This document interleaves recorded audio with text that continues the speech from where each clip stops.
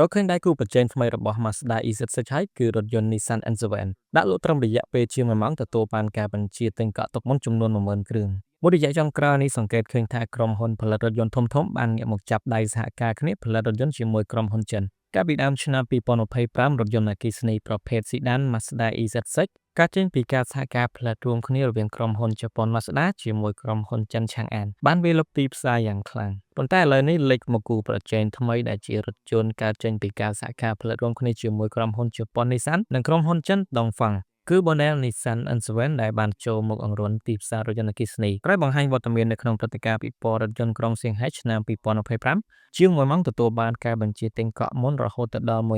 1138 គ្រឿងមូលហេតុដែលរថយន្តនេះទទួលបានការបញ្ជាទិញកក់មុនច្រើនបែបនេះគឺដោយសារតែរថយន្តនេះមានតម្លៃសមរម្យដោយដាក់លក់ក្នុងតម្លៃចាប់ពី $16,450 ដល់ $25,660 ចំពោះរថយន្តអគ្គិសនី Nissan N7 មាន5ម៉ូដែលផ្សេងគ្នាក្នុងនោះរួមមាន Nissan N7 510Air Nissan N7 510 Pro Nissan N7 625 Pro Nissan N7 510 MX និង Nissan N7 625 MX ឥឡូវនេះចូលមកដល់សាច់រឿងយើងវិញម្ដងខ្ញុំនឹងធ្វើការបង្ហាញព័ត៌មានខ្លះៗទាក់ទងនឹងពីរថយន្តនេះជាដំបូងខ្ញុំនឹងនិយាយអំពីរូបរាងខាងក្រៅនិងការ design របស់រថយន្តនេះរថយន្ត Nissan N7 មានប្រវែងតួខ្លួនសរុប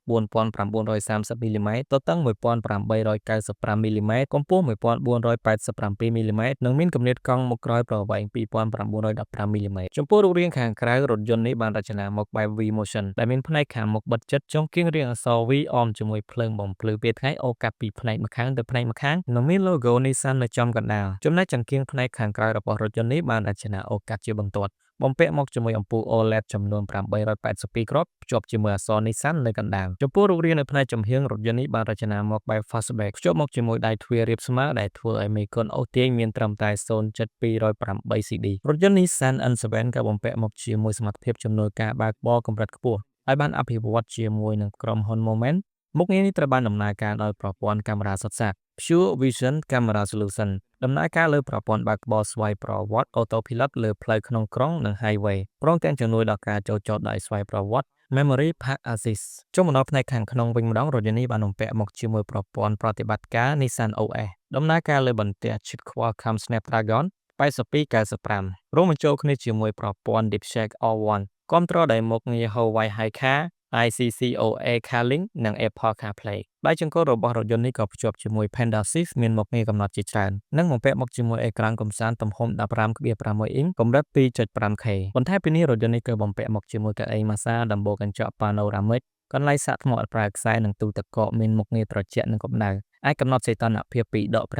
55 អង្សាឥឡូវនេះចូលមកដល់កម្រិតសមត្ថភាពរបស់រថយន្តនេះវិញម្ដង Nissan N7 ដំណើរការដោយម៉ូទ័រអគ្គិសនីចំនួន1អាចផលិតកម្លាំងបាន 272 សេសរថយន្តនេះបំពាក់មកជាមួយអាគុយទំហំ 58 គីឡូវ៉ាត់ម៉ោងនិង 73 គីឡូវ៉ាត់ម៉ោងអាចបើកបរបានចម្ងាយ 510 គីឡូម៉ែត្រនិង